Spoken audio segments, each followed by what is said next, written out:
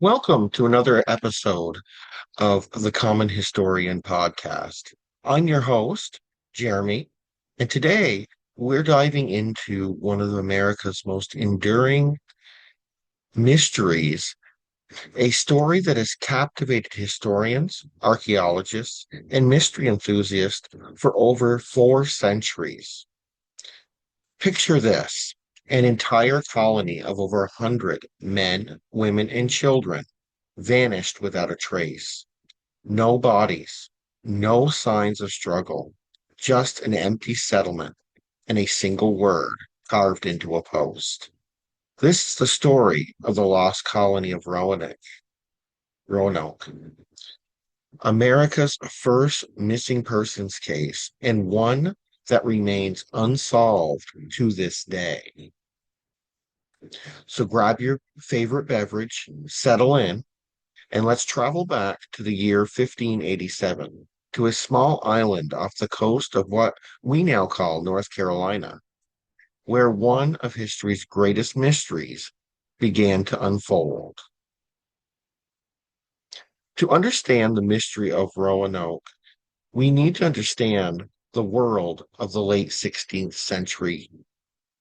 England was flexing its maritime muscles, challenging Spain's dominance of the New World. Queen Elizabeth I was on the throne, and English privateers like Sir Francis Drake were harassing Spanish treasure fleets across the Atlantic. Sir Walter Raleigh, courtier, poet, and adventurer, had grand visions of establishing an English foothold in North America. He had been granted a charter by Queen Elizabeth, colonize what they called Virginia, named after the so-called Virgin Queen herself. This territory stretched from present-day South Carolina all the way up to Newfoundland. But here's where it gets interesting. The Roanoke colony wasn't actually Raleigh's first attempt. In 1585, he sponsored an early expedition led by Ralph Lane that established a military outpost on Roanoke Island. The first colony was a disaster. The colonists struggled with food shortages, hostile relations with the local Native American tribes, and general incompetence in survival skills. When Sir Francis Drake stopped by in 1586 after raiding Spanish settlements in the Caribbean, the colonists basically said, "Get us out of here," and abandoned the settlement entirely. But Raleigh wasn't giving up. He immediately began planning a second, more ambitious attempt. This time, it wouldn't be a military outpost. It would be a true colony. Families, children, people committed to building a new life in the new world. And to lead this venture, Raleigh chose an artist and friend named John White. Now, White wasn't your typical colonial governor. He was a gentleman, an artist, who had documented the native peoples and wildlife of the region during an earlier voyage. But more importantly, for our story, he had deeply personal stakes in this colony's success. His own daughter, Eleanor, and her husband, Aeneas Dare, were among the colonists. And shortly after arrival, Eleanor would give birth to Virginia Dare, the first English child born in the Americas. Can you imagine the weight on John White's shoulders? He wasn't just responsible for the survival of 100 plus colonists, his own family was among them. On July 22nd, 1587, John White's expedition arrived at Roanoke Island. They found the remains of the 1585 settlement. Some buildings were standing, but overgrown and deteriorating. The plan had been to settle somewhere else, somewhere with a better harbor, but their pilot refused to take them any further. So Roanoke Island it was. The colonists immediately set to work repairing and rebuilding. We know from White's own account that the group included 17 women and 11 children. This was clearly intended to be a permanent settlement, not a temporary outpost. But problems emerged almost immediately. Relations with the local Croatoan tribe were tense, partly due to the actions of the previous colony. The Croatoans had actually been allies of the English, but other tribes in the region were hostile. Just days after arrival, one of the colonists, George Howe, was killed while crab fishing alone. He was found shot through with arrows and his head beaten in. This attack prompted the colonists to make a fateful decision. They convinced John White that he needed to return to England immediately to secure supplies and reinforcements. After all, who better to advocate for the colony than its own governor? White was reluctant. He knew the dangers of the Atlantic crossing, and he knew he was leaving his family behind. But on August 27th, 1587, just 5 weeks after arrival and 9 days after his granddaughter Virginia Dare was born, John White boarded a ship bound for England. Before leaving, he established a protocol with the colonists. If they were forced to leave Roanoke Island, they would carve their destination into a prominent tree or post. If they were leaving under distress, they would include a Maltese cross as a warning sign. As White's ship sailed away from the Carolina coast, he had no idea he would never see his family again. Here's where external forces beyond anyone's control began to shape our mystery. White arrived in England in November 1587, expecting to organize a relief expedition quickly. Instead, he walked into a nation preparing for war. Philip II of Spain was assembling the largest naval force in history, what we know as the Spanish Armada. Queen Elizabeth had banned all shipping to focus on national defense. Every able-bodied sailor, every seaworthy vessel was needed to defend England against the coming invasion. White managed to secure two small ships in April 1588, but it was a disaster. The captains were more interested in privateering, raiding French and Spanish vessels, than in reaching Roanoke. After a series of encounters with enemy ships, the expedition was forced to return to England without ever reaching America. Then came 1588's famous naval battle.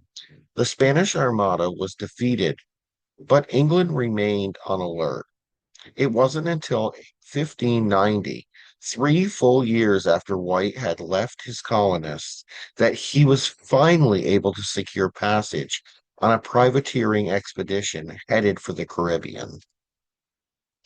Think about that timeline. 3 years. John White had left behind his daughter, his son-in-law, his newborn granddaughter, and over 100 other souls, promising to return quickly with supplies. Instead, they'd been completely cut off, left to survive entirely on their own in a hostile wilderness. When White finally convinced the ship's captain to make a detour to Roanoke, his anxiety must have been overwhelming. Were they still alive? Had they moved to a more defensible location? Had they been wiped out by disease, starvation, or warfare? On August 18th, 1590, exactly 3 years and 3 weeks after he'd left, John White finally set foot on Roanoke Island again. What he found there would be one of history's greatest mysteries. The settlement was deserted, completely, utterly abandoned. The houses had been taken down, not destroyed, but carefully dismantled. White noted that the lumber appeared to have been salvaged, suggesting an organized relocation rather than a hasty flight. But where had they gone? White found his answer carved into a post on the fort's entrance, the word CROATOAN. There was no Maltese cross, which, according to their agreement, meant the colonists had not left under distress. Croatoan was the name of both a nearby island, now known as Hatteras Island, and the Native American tribe that lived there. There were the people who had maintained friendly relations with the English. It seems logical that the colonists had relocated there, perhaps seeking better resources or protection. White was elated. He found his clue, and it pointed to a place where his family might still be alive and well. But here's where the story takes another cruel turn. The weather began to deteriorate rapidly. White's ship was in danger of being driven onto a dangerous shoal around the Outer Banks. The anchor cables snapped in the rough seas. The captain made a decision that many sea captains throughout history have made. Safety first. They would have to leave immediately or risk losing an entire ship and crew. White pleaded to be allowed to investigate Croatoan Island, but it was impossible. The storm was too severe and the navigation too treacherous. Once again, John White found himself sailing away from the Carolina coast, leaving his family's fate unknown. He would never return. That 1590 voyage was John White's last attempt to reach his lost colonists. He died in Ireland somewhere around 1593, never knowing what happened to his daughter, his granddaughter, or the other souls he left in the American wilderness. So, what happened to the lost colony? Over the past 430 years, historians, archaeologists, and amateur investigators have proposed dozens of theories. Let's examine the most compelling ones. Theory one, integration with the Native Americans. Didn't get that. Could you try again? This is perhaps the most widely accepted theory among serious historians. The idea that the colonists, facing starvation, isolation, gradually integrated with the local Native American tribes, particularly the friendly Croatoan people. There's actually substantial evidence for this theory. When English colonists finally established a permanent settlement at Jamestown in 1607, they heard persistent reports from Native Americans about white people living among the various tribes inland from Roanoke. Captain John Smith documented several of these accounts. In 1608, Smith wrote that Powhatan, the famous chief and father of Pocahontas, told him that his people had destroyed a group of English people at a place called Oklahonan, but that some had escaped and were living with other tribes. The timeline matches the Roanoke colonists perfectly. Even more intriguing, throughout the 17th and 18th century, English settlers reported encounters with Native Americans who had European features, gray eyes, brown hair, lighter skin. Some even spoke broken English and claimed descendants from white people who came from the water. The Lumbee tribe of North Carolina has long claimed to be descendants of the Roanoke colonists. Many Lumbee families have surnames identical to those of the Roanoke colonists: Dare, Cooper, Bailey, and others. While DNA evidence has been inconclusive, the oral traditions are compelling. Theory 2, relocation and gradual extinction. Another possibility is that the colonists attempt to establish a new settlement elsewhere, but gradually died out due to disease, starvation, and conflict. Archaeologists or archaeological evidence suggests that this might have happened at a site called Site X, about 50 miles inland from Roanoke Island. Ground penetrating radar and excavations have revealed what happened to be a 16th century English settlement, complete with European artifacts and building foundations.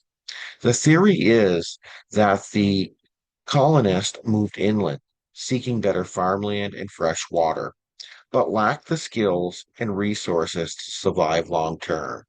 Without regular supply ships from England, they gradually succumbed to the harsh realities of colonial life. Theory 3, the Spanish connection. Here's a theory that doesn't get enough attention. The Spanish killed them. Remember, this was a time of intense rivalry between England and Spain. The Spanish had detailed intelligence about English colonization attempts. They even had maps showing the location of Roanoke Island. Spanish documents from the period show that they were actively seeking to eliminate English settlements in their territory. In 1588, the same year the Spanish Armada attacked England, Spanish forces from St. Augustine launched expeditions northward to root out English colonists. It is entirely possible that the Spanish expeditions found and destroyed the Roanoke colony, either killing the colonists or taking them prisoner. The Spanish were meticulous record keepers, but many of their archives from this period have been lost or remain unexplored in Spanish repositories. Theory 3, the Dare Stone hoax, or are they? In 1937, a tourist found a stone near Roanoke Island with a message allegedly carved by Eleanor Dare, John White's daughter. The message, carved in Elizabethan English, told of the colonist struggles and death of her husband and child. This sparked a sensation, and soon more Dare stones began appearing across the southeastern United States, allegedly telling the story of the colonists' journey inland and their gradual demise. Most historians now consider the Dare stones to be elaborate hoax created during the Great Depression by some seeking attention or profit. The English is too modern, the carvings too fresh, the circumstances of discovery too convenient. But here's the thing. The first stone, the original one found in 1937, has never been definitively proven to be a fake. Some experts argue that while the subsequent stones were clearly hoax, the first might be genuine. It remains a tantalizing possibility. Chapter 6, Modern Investigations. The mystery of Roanoke has never stopped attracting investigators. In recent decades, new technologies have opened up new possibilities for solving this ancient puzzle.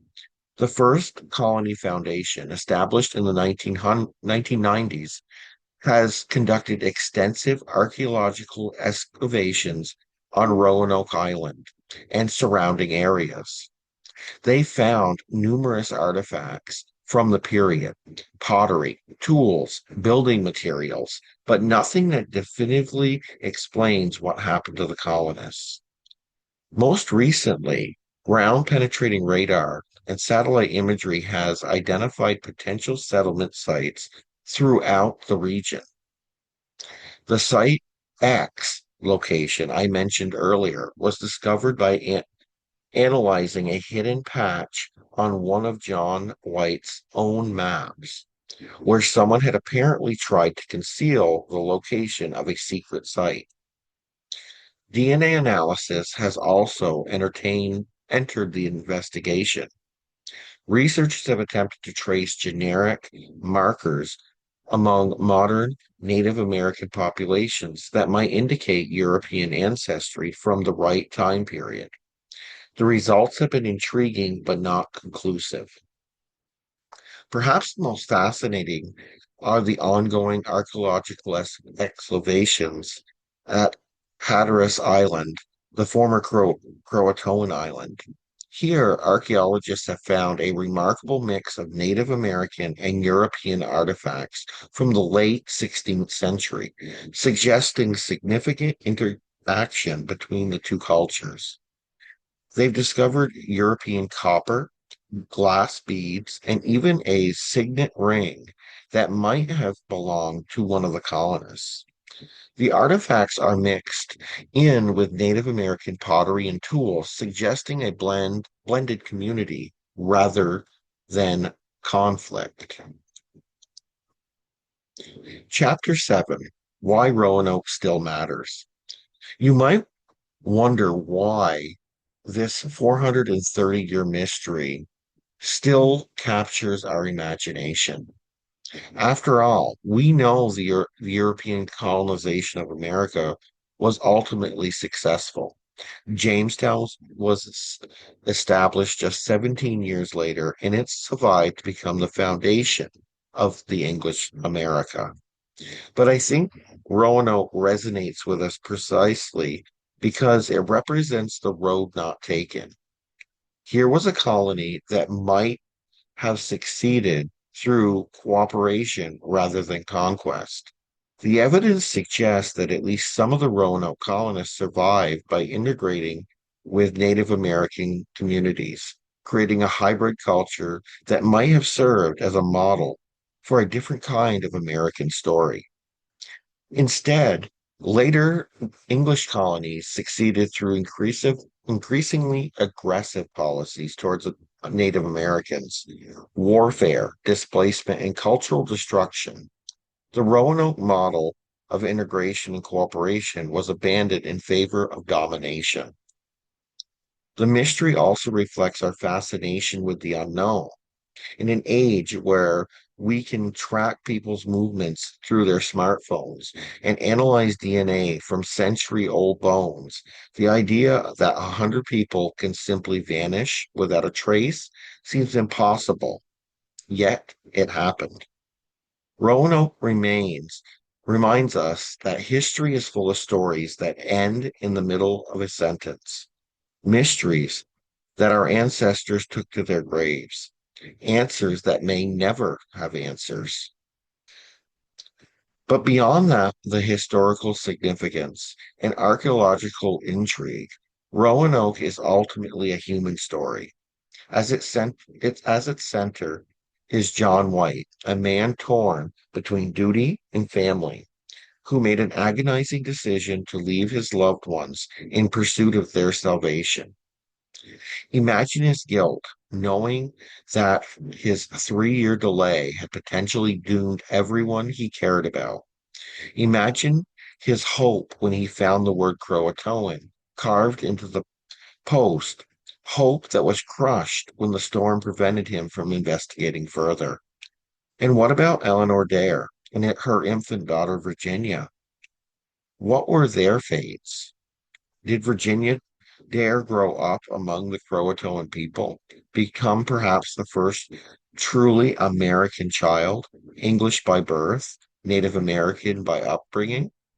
Did she live did she live to have her children of her own, children who carried the blood of both worlds? These questions have inspired countless novels, poems, and plays.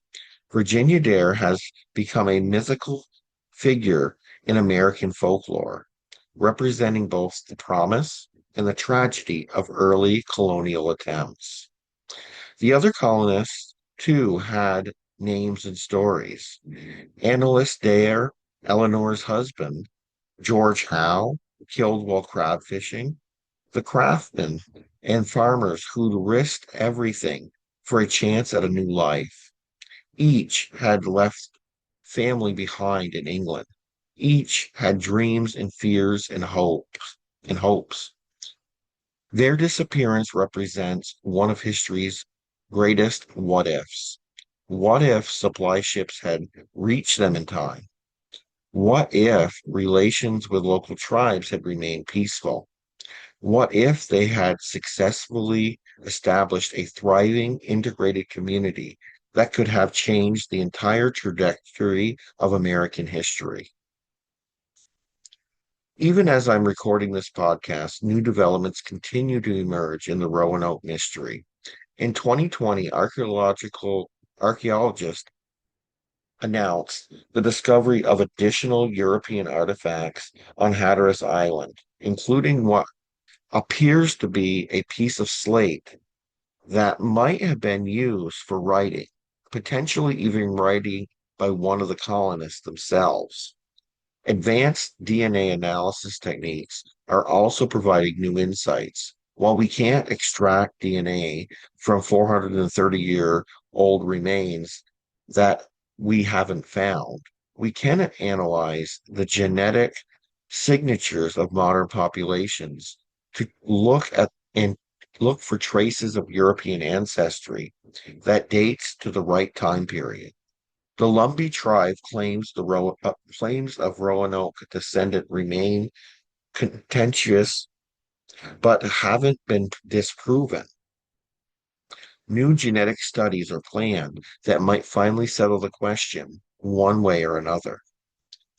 There's also renewed interest in exploring Spanish archives. Researchers have identified numerous Spanish documents from the period that haven't been fully translated or analyzed. It's possible that somewhere in the archives of Seville or Simicas lies a document that casually mentions the destruction or capture of an English settlement on the Carolina coast. Climate scientists have also contributed to our understanding of what the colonists faced. Tree ring analysis and other paleoclimatic data shows that the late 1580s were a period of severe drought in the southeast United States, the worst in nearly 800 years. This would have made survival incredibly difficult, especially for Europeans unfamiliar with the landscape and lacking established agricultural practices. As we near the end of our journey into the Roanoke mystery, it's worth considering what this story teaches us about the nature of human truth. We live in an age of information abundance where we expect to be able to find answers to our questions with a few keystrokes. But Roanoke reminds us that some mysteries may never be solved, not because we lack the technology or the dedication, but because the evidence simply doesn't exist anymore. This doesn't mean we have to stop looking. Every new archaeological discovery, every new translated document, every advanced scientific technique bring us potentially closer to the truth. But it does mean we need to be comfortable with uncertainty, with questions that have multiple possible answers.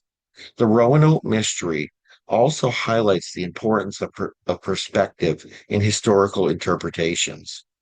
For centuries, the story has been told from the English point of view. John White's anguish, the colonist disappearance, the failure of English colonization. But what about the Native Americans' perspective? How did the Croatoan and other tribes view these foreign arrivals? What were their motivations in helping or hindering the colonists? How did the presence of Europeans affect their own communities and traditions? Recent scholarship has begun to incorporate these perspectives, painting a more complex picture of cultural interactions and adaptations. The mystery of Roanoke might be less mysterious when viewed through the indigenous eyes. Perhaps it was simply a case of people choosing survival and integration over isolation and potential death. So where does this leave us? After 430 years of investigation, speculation, and debate, what can we say with certainty about the fate of the lost colony of Roanoke? We know they lived. We know they struggled. We know they eventually left Roanoke Island, apparently in an organized fashion rather than fleeing in panic. Beyond that, we enter the realm of educated speculation. The most likely scenario, supported by the weight of evidence, is that the colonists relocated to the Croatoan Island and gradually integrated with the local Native American population.